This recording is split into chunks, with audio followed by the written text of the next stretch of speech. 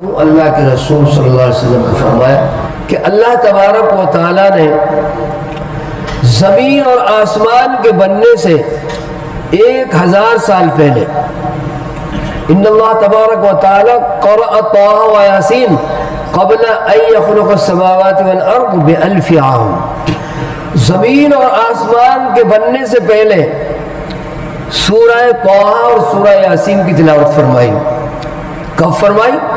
جب کچھ بھی نہیں تھا، نہ زمین جس پہ ہم بیٹھے ہوئے ہیں اور جس سے شب و روز فائدہ اٹھاتے ہیں، نہ زمین تھی نہ آسمان تھا۔ وَكَانَ عَرْشُهُ عَلَى الْمَاءِ، اللہ کا عرش بھی پانی پر ہی تھا۔ تو اس وقت تلاوت فرما رہے ہیں جب کسی بھی چیز کی تخلیق نہیں ہوئی تھی، نہ زمین کی نہ آسمان کی۔ اس وقت اللہ تبارک و تعالی نے سورہ طٰہٰ اور سورہ یاسین کی تلاوت فرمائی۔ باری تعالیٰ تلاوت فرما رہے ہیں اور سننے والے کون ہیں؟ اللہ کے معصوم فرشتے۔ اب باری تعالیٰ تلاوت فرما رہے ہیں، معصوم فرشتے اس طرح بیٹھے ہوئے سن رہے ہیں۔ 2 سورتیں تلاوت فرمائی، سورہ طٰہٰ اور سورہ یاسین کی تلاوت فرمائی۔ فرشتے بڑے غور و خوض کے ساتھ سنتے رہے اور قرآن کریم کی حلاوت، اس کی چاشنی، اس کی جاذبیت کو محسوس کرتے رہے۔ فرشتوں نے محسوس کیا کلام، یہ کلام ہمارے خالق اور مالک کا ہے، بڑا ہی عظیم الشان کلام ہے،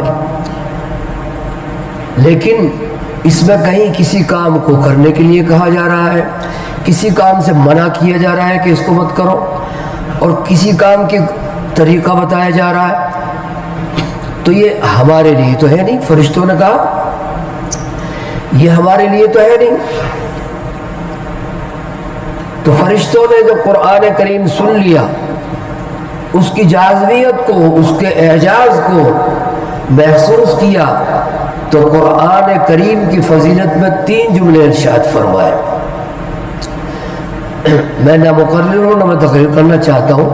حضرت مولانا کو اللہ تبارک و تعالیٰ نے ان سب چیزوں کا مجموعہ بنایا ہے، مقرر بھی ہے، محدث بھی ہے، شیخ الحدیث بھی ہے اور مفسر بھی ہے، تمام جتنے بھی محقق بھی ہیں، تمام جتنے بھی علوم شریعہ ہے، اللہ تبارک و تعالیٰ نے موصوف کو خوب کامل عبور اور درک عطا فرمایا۔ اللہ تبارک و تعالیٰ اس میں اور 4 چاند لگا دے، کہو آمین۔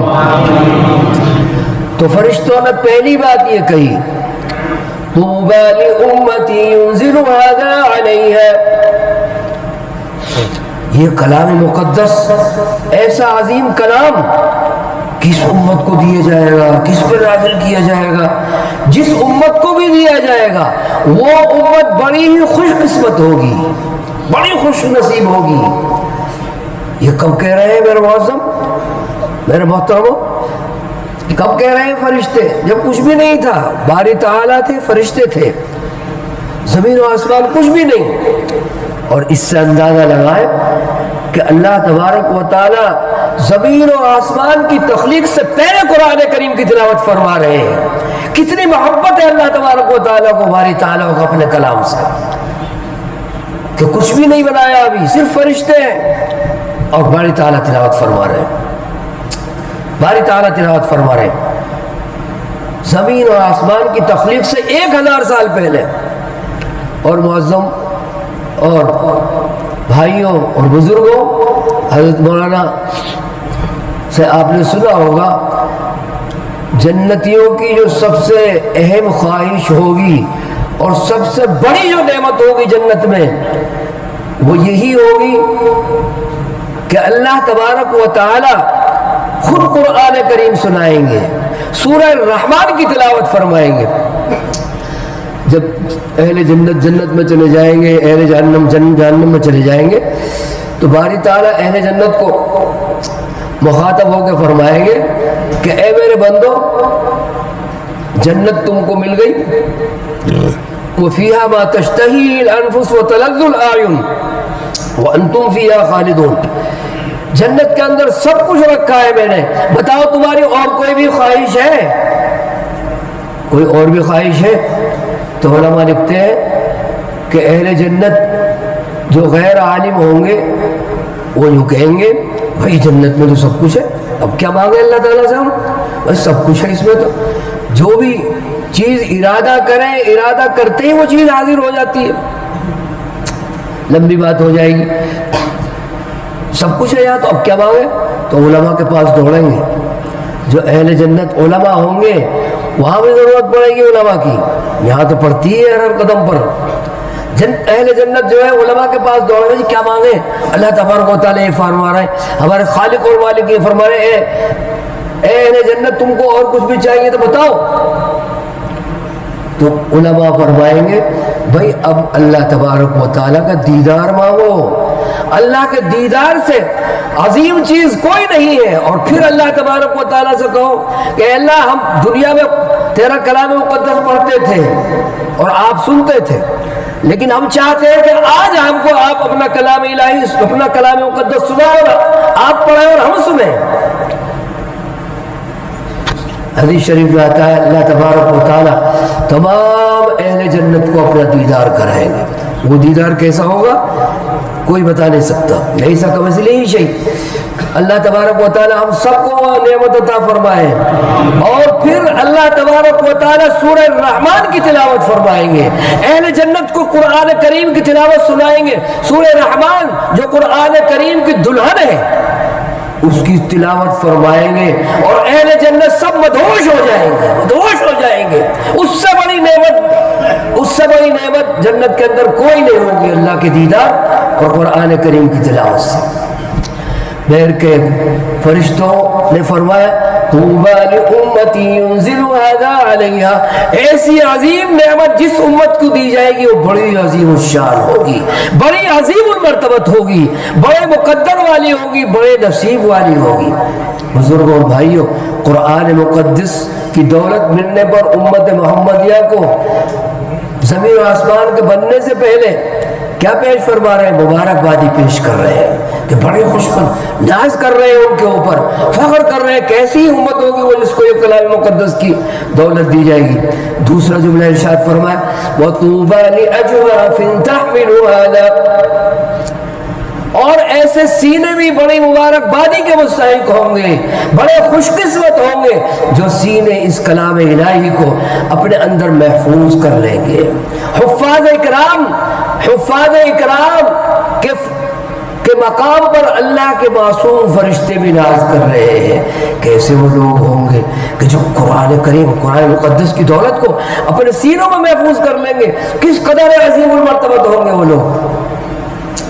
تیسرا جملہ ارشاد فرمایا وَطُوبَى لِأَلْسِنَةٍ تَتَكَلَّمُ هَذَا، ایسی زبانیں بھی بڑی مبارکبادی کے مستحق ہوں گی، بڑی خوش قسمت ہوں گی، بڑی خوش نصیب ہوں گی جو زبانیں اس کلام مقدس کی تلاوت کیا کریں گی۔ بزرگوں اور بھائیوں، قرآن مقدس کی تلاوت قرآن یہ فرشتوں کو بھی نصیب نہیں، فرشتوں کو تو جو کام کیا گیا ہے اس میں لگے ہوئے وہ، قرآن مقدس کی تلاوت کی سعادت ہم کو، آپ کو، انسانوں کو، جناتوں کو، سب کو یہ حاصل ہے، جس وقت چاہے پاکی کی حالت میں قرآن کریم کی تلاوت فرما سکتے ہیں۔ بزرگوں بھائیوں، قرآن عظیم سے بڑی دولت دنیا کے اندر کوئی نہیں ہے۔ قرآن کریم سے بڑا کلام، عظیم الشان کلام، قرآن کریم سے زیادہ بابرکت کلام دنیا میں نہ کوئی ہوا ہے اور نہ ہوگا۔ اللہ کی رحمتوں کا ماوا اور ملجا ہے، منبع ہے قرآن کریم۔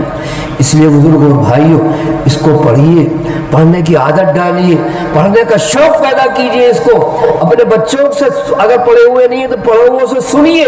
قرآن کریم کا پڑھنا بھی عبادت، سننا بھی عبادت، قرآن کریم کو دیکھنا بھی عبادت ہے۔ محبت اور عقیدت کی نگاہ سے صرف قرآن کریم کے الفاظ کو دیکھ رہے ہیں، یہ بھی عبادت ہے۔ اللہ تبارک و تعالی ہم سبھی کے دلوں میں قرآن کریم کی اہمیت پیدا فرمائے، محبت پیدا فرمائے۔ القرآن شافع مشفع وماحل مصدق، اللہ کے رسول صلی اللہ علیہ وسلم نے فرمایا قرآن کریم سے بڑا سفارشی قیامت کے میدان میں کوئی نہیں ہوگا. ما من شفیع افضل عند اللہ منزلۃ یوم القیامۃ من القرآن لا نبی ولا ملک ولا غیرہ. قرآن کریم سے بڑا سفارشی یاد رکھیے قیامت کے میدان میں کوئی نہیں ہوگا، نہ کوئی نبی نہ کوئی فرشتہ نہ ان کے علاوہ. سب سے بڑا اگر کوئی سفارشی ہوگا قیامت کے میدان میں تو وہ قرآن کریم ہوگا. اور سفارش کس کی جاتی ہے بزرگوں اور بھائیوں؟ اسی کی جاتی ہے جس سے کوئی تعلق ہو، کوئی رشتہ ہو، کوئی محبت ہو، کوئی تعلق ہو، کوئی راہداری ہو، اسی کی سفارش کی جاتی ہے. تو اس لیے بزرگوں اور بھائیوں حدیث شریف میں آتا ہے القرآن شافع مشفع، قرآن قیامت کے میدان میں بارگاہ الہی میں ایسا سفارشی کرنے والا ہوگا جس کی سفارش اللہ تبارک و تعالیٰ قبول فرمائیں گے. وماحل مصدق، اور قرآن کریم صرف سفارش نہیں کرے گا، شکایت بھی کرے گا. جن لوگوں نے قرآن کریم کی پامالی کی ہے، اس پر عمل نہیں کیا ہے، اپنی زندگیوں کو قرآن کریم کو اپنی زندگیوں کے اندر نہیں ڈالا ہے، تو ان لوگوں کی شکایت بھی کرے گا قرآن کریم کی سفارش بھی باری تعالیٰ ثواب فرمائیں گے، سنیں گے، اور قرآن کریم کی شکایت کو بھی سنیں گے.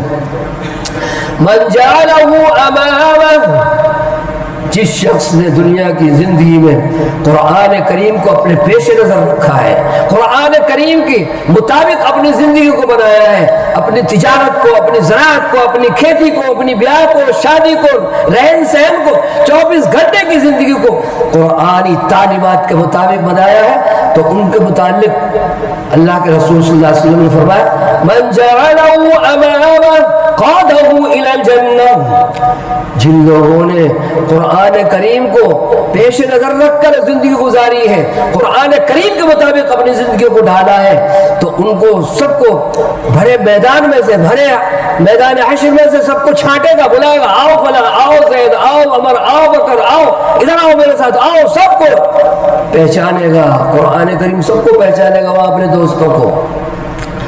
اللہ تبارک و تعالیٰ قرآن کریم کو ہم سب کا بھی دوست بنا دے، ہمیں اپنا دوست بنانے کی توفیق عطا فرمائے. سب کو پہچانے گا اپنے دوستوں کو. قرآن پر جو جان نثار کرنے والے ہیں، قرآن پر جو زندگی لگانے والے ہیں، قرآن کے مطابق جو زندگی گزارنے والے ہیں، سب کو پہچانے گا. آؤ آؤ آؤ میرے ساتھ، آؤ میرے ساتھ، آؤ میرے ساتھ. بارگاہ الہی میں لے جائے گا سب کو. قادہ الی الجنہ، سب کو لے جائے گا اور جنت میں داخل کرا کے آئے گا.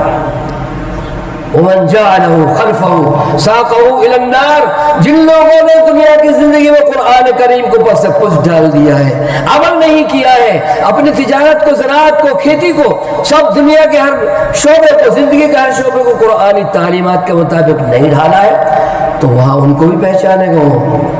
من جعلہ خلفہ، سب کو ہاں اچھا تم ہی لوگ ہو. قرآن کریم کی آیتیں پڑھ کر تم کو سناتے تھے علماء، اور تم کہتے ہو علماء کا تو کام ہی ہے، بس ادھر سنتے تھے اور ادھر اس کان سے نکالتے تھے، کوئی عمل نہیں کرتے. آؤ آج میرے ساتھ آؤ. سب کو پکڑے گا، پہچانے گا، اور سب کو لے جائے گا کھدیڑتا ہوا، گھسیٹتا ہوا، اور جہنم کے اندر داخل کرائے گا ان لوگوں کو.